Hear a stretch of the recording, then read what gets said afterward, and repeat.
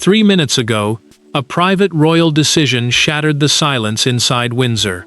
Zara Tindall placed the Queen Mother's emerald set into Sophie's hands and made one thing brutally clear: Camilla would not receive it. There was no ceremonial announcement, no softened explanation, and no polite compromise. Just a green velvet box, a stunned room, and a rejection so personal that those present immediately understood this was about far more than jewels. Before we go deeper into what this really means for the royal family, make sure to subscribe so you don't miss a single update. Zara kept one hand on the box longer, as if letting go meant accepting what would follow. The Queen Mother's emerald set, a treasured family heirloom linked to generations of royal women, had never been merely expensive jewelry. It carried memory. It carried family. And now the king's niece was making a choice about where that memory belonged. Zara had personally gifted the set to Sophie after rejecting Camilla's private bid to reserve the emeralds for her own future ceremonial use. Sophie did not reach forward. She stared at the velvet lid, then at Zara, and the trusted confidant seemed frightened by the honor being placed before her. "Does Camilla know?" she asked quietly. Zara pressed her fingertips against the edge of the box. Emotion rose in her face, but her answer remained controlled. It should belong with someone who never needed to ask for it. Sophie understood the wound hidden inside those words. Days earlier, the Queen Consort had submitted a private proposal, a written request setting out why the emeralds should be reserved for state occasions, meaning formal public duties carried out on behalf of the monarchy. Camilla had argued that the jewels could strengthen continuity between past royal women and the present queen. Yet Zara had already read every line. She had not arrived uncertain. She had carried the box knowing Sophie would receive it, and knowing the monarch's bid would be refused. That certainty made the silence heavier. Sophie finally touched the box, but there was no triumph in her face. She feared that accepting it would drag her into a conflict she had never sought, while Zara feared that backing away now would betray the very reason she had come. Neither woman understood how quickly the choice would escape that room. Then an aide appeared and spoke softly. Camilla knew where the emeralds had gone. The queen was asking to see Zara immediately. But before Zara could explain why she had chosen Sophie, Camilla was already waiting behind a closed door, holding the rejection that had turned an inheritance into a declaration of war.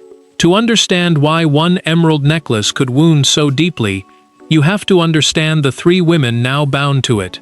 Zara carried the burden of family memory. Sophie had earned influence without loudly demanding it.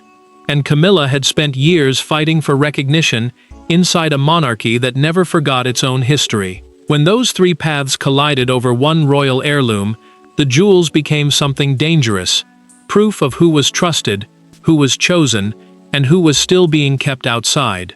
Zara felt that burden more than most people realized. As a royal granddaughter, she had grown fiercely protective of family possessions tied to private memory, because she believed those objects carried the emotions of the women who had once worn them. The Queen Mother's emerald set was one such heirloom, meaning a treasured family possession passed through generations, and Zara refused to see it treated like a prize for rank. Sophie understood that instinct in a different way. She had built trust through years of quiet duty, discretion, and personal support, never forcing herself into royal competition. After Zara left, the trusted confidant sat alone, opened the box once, and immediately closed it again.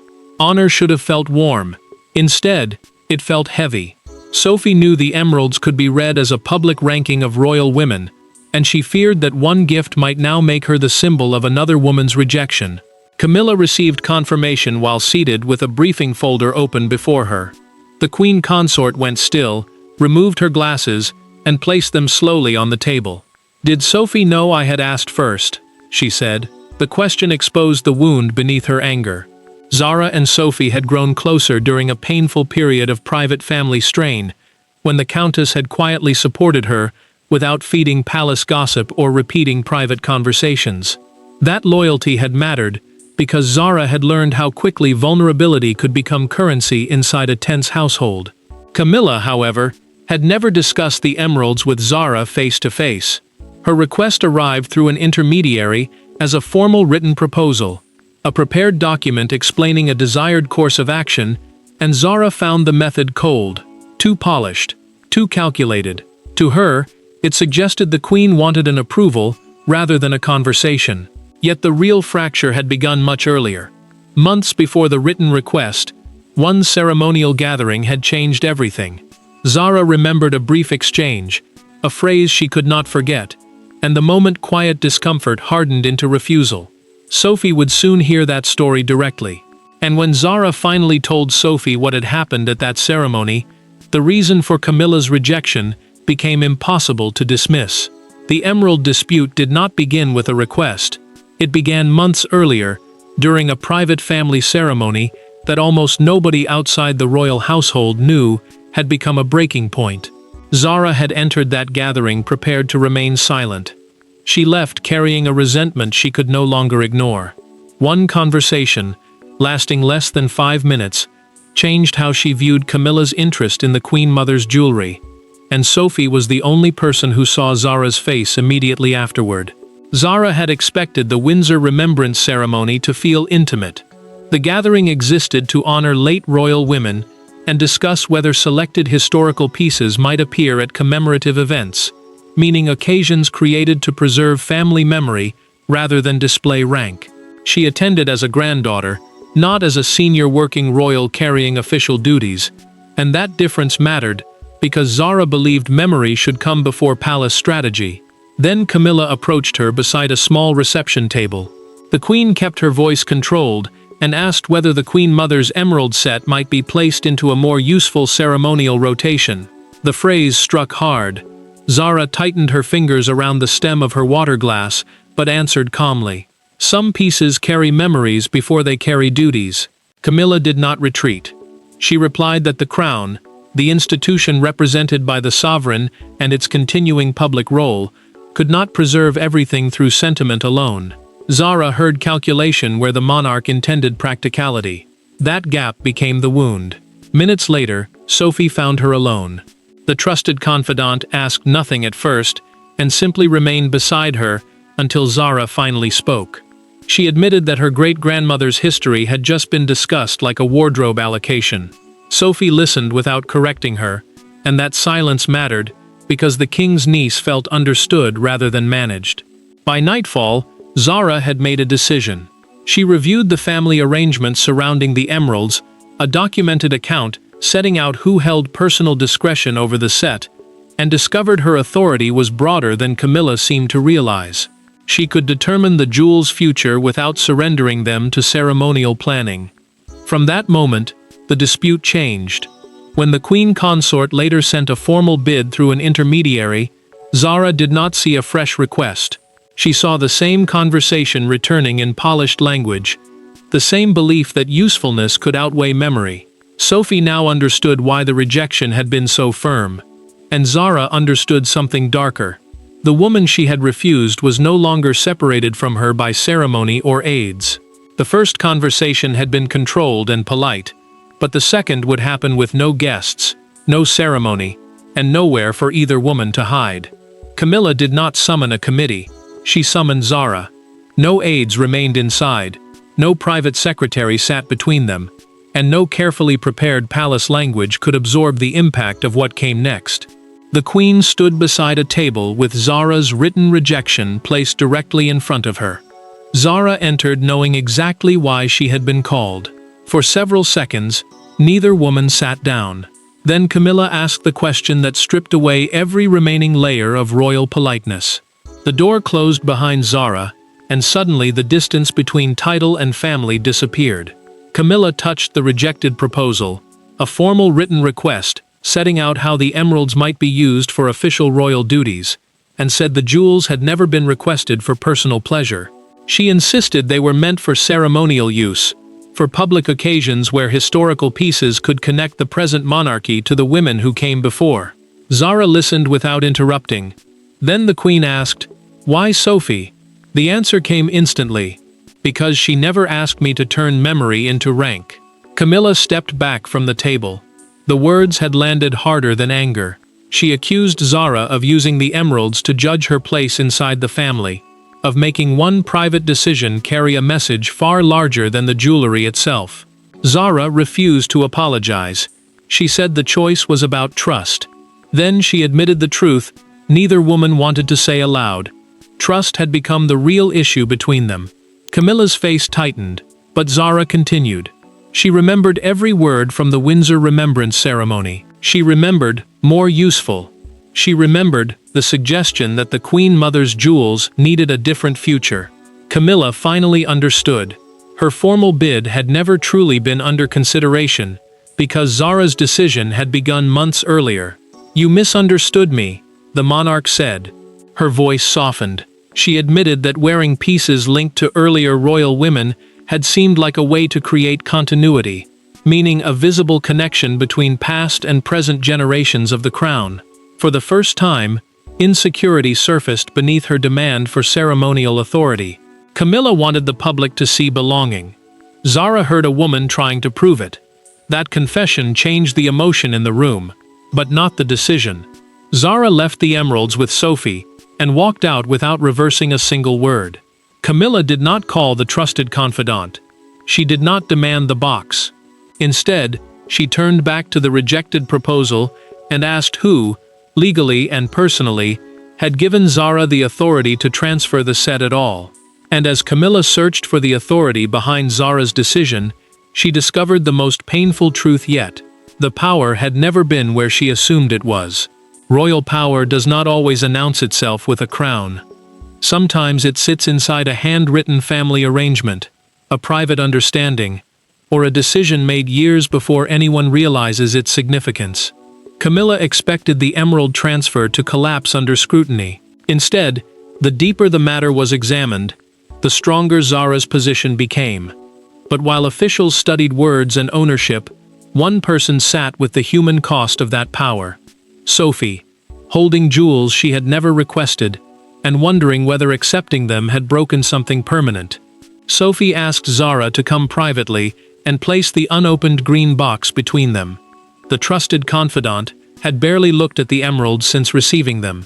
Every stone now seemed to carry Camilla's anger, and that mattered, because the gift could either protect a family memory or become proof of a new royal division. Zara listened, then explained the arrangement that Camilla's advisors had been studying. The emerald set sat within a private family inheritance structure, meaning it was controlled through personal family arrangements rather than the central ceremonial collection used for official royal duties. That difference was decisive. Palace advisors had concluded that the queen consort's argument carried ceremonial weight, but prestige created no automatic claim over privately controlled jewels. Sophie lowered her voice. She admitted she felt as though accepting the set had wounded someone she had never intended to challenge. Zara answered firmly.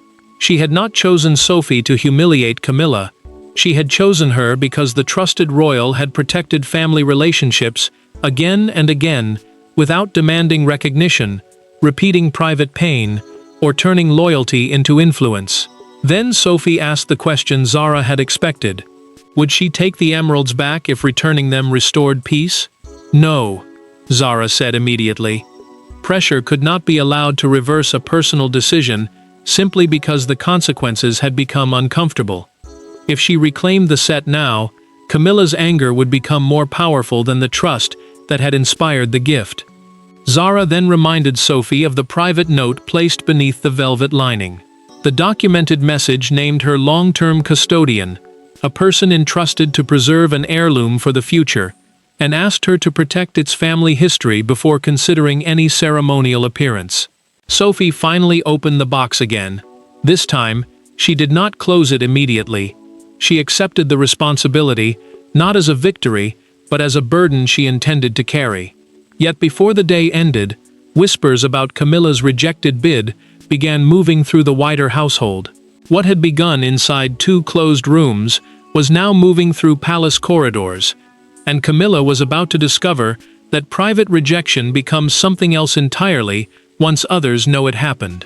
The hardest humiliation was not losing the emeralds. It was realizing that others now knew she had asked for them. By evening, Camilla could feel the atmosphere changing around her, not through open disrespect, but through the cautious pauses and carefully neutral expressions of people trying not to reveal what they had heard. The Queen had survived public storms before. This was different. This wound lived inside the family, and there was no official statement powerful enough to make it disappear. Camilla understood the whispers before anyone dared repeat them. Zara had rejected her bid and personally delivered the emerald set to Sophie, and that detail mattered because it transformed a private refusal into a visible choice between two women. No formal announcement followed, yet scheduled discussions about future jewelry planning were abruptly postponed. Those meetings concerned how historic royal pieces might be used during official duties, and their cancellation showed the dispute was already disturbing palace routines. Camilla returned to her private sitting room and dismissed an aide with a quiet nod. The door closed. She removed a ceremonial briefing from her bag, found the emerald set listed among future considerations, and slowly tore the page from the folder without saying a word. The Queen Consort felt exposed. Members of the family might respect her office, she realized, while still withholding the personal trust she had spent years trying to earn. That fear hurt more than Zara's refusal. Sophie felt no triumph either. She spoke privately with her husband and admitted that she did not want the emeralds to become a weapon against another woman. The trusted confidant had accepted a family responsibility. Yet every whisper now made the gift feel like an accusation aimed directly at Camilla. Zara soon learned through their private conversation that Sophie was considering never wearing the set publicly. The king's niece reacted with alarm. Hiding the emeralds would not protect anyone. It would allow the rejection to become the only story attached to them, burying the trust that had inspired her choice. Zara knew silence could sometimes preserve peace, but this silence would preserve resentment. She made her decision quickly. No advisors, no intermediaries, no discussion of ownership or ceremonial schedules. Sophie needed to hear the truth from the woman who had placed the box in her hands. Zara had explained the law of the arrangement and defended the choice, but she had never confessed the deeper reason Sophie had been chosen. That night, Zara went to Sophie with no box, no documents, and no royal argument, only a confession she had avoided making from the beginning. When Zara arrived, Sophie expected another conversation about responsibility. Instead, she received the truth. There were no aides in the room, and no palace officials waiting outside to approve the language. For the first time since the emerald dispute began, Zara stopped speaking about tradition, ownership, or ceremonial meaning. She spoke about fear, about watching people she loved become divided by status, and about why, when forced to choose a custodian, she had trusted Sophie with far more than jewelry. Zara sat opposite her without the emerald box between them. The set had been left elsewhere on purpose, removing the object that had dominated every conversation and forcing both women to speak plainly. Sophie admitted she had considered placing the jewels in permanent storage, meaning keeping them protected and unused for an indefinite period. She feared wearing them would look like celebrating Camilla's rejection. Zara shook her head. Then the king's niece finally explained, through their private conversation, why the trusted confidant had been chosen. During an earlier family disagreement, Sophie had heard something deeply personal and refused to repeat it, even when sharing that knowledge might have strengthened her own influence. She had protected Zara when silence offered her no reward. That memory had stayed. Zara's voice tightened as she admitted she was tired of watching royal objects become prizes in silent competitions. Too often, possession became proof of importance. Too often, history was used to measure who stood closest to power. She wanted the emeralds with someone who would never need them to prove her worth. Sophie finally understood. This had never been Zara declaring that she outranked Camilla. It was a test of whether something precious could be trusted to a woman unwilling to turn it into evidence of rank. The trusted royal remained quiet for several seconds, then made her decision. She would keep the set. But when she eventually wore the emeralds, it would not be at a grand state event, a formal occasion representing the monarchy before officials and dignitaries. She would wear them at a family remembrance gathering, where memory mattered more than position. Zara accepted immediately. For the first time, relief entered the conversation.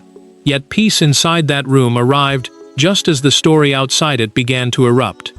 Word of Sophie's intended first appearance had reached beyond the household, and details of Camilla's rejected bid were already spreading into public debate. The emeralds had finally found their purpose, but outside the palace gates, Britain was only just learning why one royal woman had been chosen and another refused. By morning, the emerald set was no longer a private family matter. It was the royal story dominating Britain. Broadcasters dissected Zara's decision, commentators argued over Sophie's growing influence, and Camilla's failed bid became the detail no headline could ignore. Yet amid the noise, one specific moment outside Windsor captured the mood more clearly than hours of debate. A crowd had gathered beneath the castle walls, and one handwritten sign transformed the entire controversy into a simple verdict about trust. Zara watched the story spread with a tension she had expected, but still could not control. The central facts were now everywhere. She had gifted the Queen Mother's emerald set to Sophie after refusing Camilla's request for future ceremonial access. That phrase meant permission to use historic royal jewels at formal public duties. And the distinction mattered, because critics immediately split over whether Zara had made a private inheritance choice or delivered a public judgment about changing family loyalties. For Zara, that division proved why the choice mattered. The jewels were no longer emeralds alone. They had become a measure of belonging, and every interpretation threatened to erase memory she wanted protected. Outside Windsor Castle, the debate became impossible to ignore. Broadcasters reported live as a small crowd gathered, and one woman raised a handwritten sign reading, "Trust is given, not crowned." The phrase appeared repeatedly behind a correspondent, and soon became the emotional center of the coverage. Sophie saw the footage privately, and looked away from the television. The trusted confidant felt no satisfaction.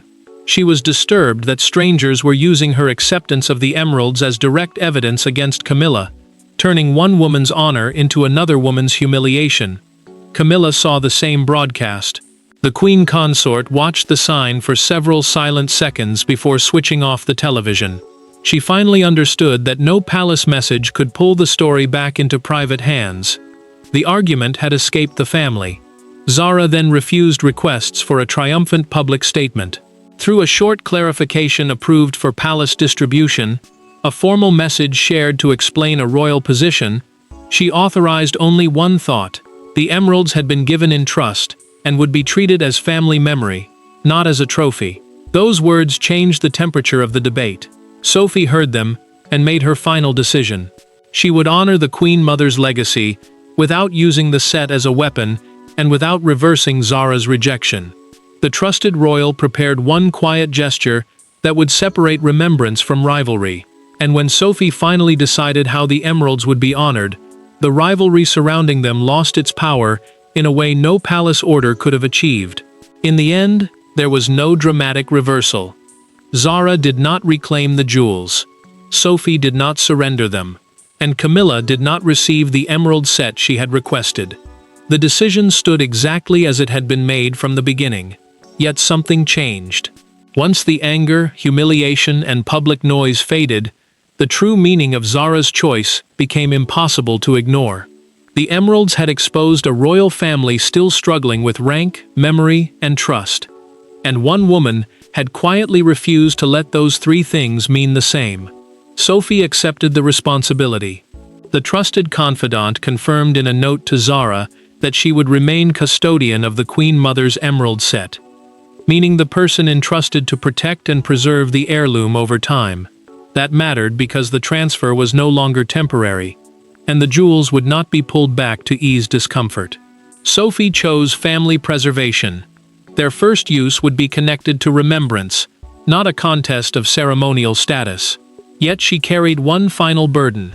She sent Camilla a private message and made her position clear. She had never accepted the emeralds as a victory over her, and she would never use Zara's choice as cruelty. Sophie did not apologize for receiving the set. She refused to turn another woman's pain into triumph. Camilla read the message alone. The Queen Consort did not answer immediately, but she placed the note inside her desk instead of discarding it. Her hurt remained. Nothing could erase the rejection. Yet the gesture marked the end of resistance, because the monarch understood that Sophie was not fighting to replace her. Zara later spoke to the trusted royal in a private conversation and gave the truth its shape. The emeralds had never been meant to prove who was the most important woman in the family. She had placed them with the person least likely to need that proof. There would be no reversal. Camilla's bid remained rejected. Sophie's custodianship remained secure, and Zara's authority over the choice stood accepted. No hidden compromise softened the decision. The conflict taught a brutal lesson. Titles can command ceremony, but they cannot command personal trust. Zara wounded Camilla. Sophie carried the burden, and all three women faced truths they had avoided. But the jewels survived without becoming anyone's weapon. And that was the final meaning of the emerald set. Zara chose Sophie, not because she wanted to defeat Camilla, but because she believed the most precious royal memories belong with the person who has nothing to prove. Thanks for watching. Please don't forget to like and subscribe, and we will see you in next one.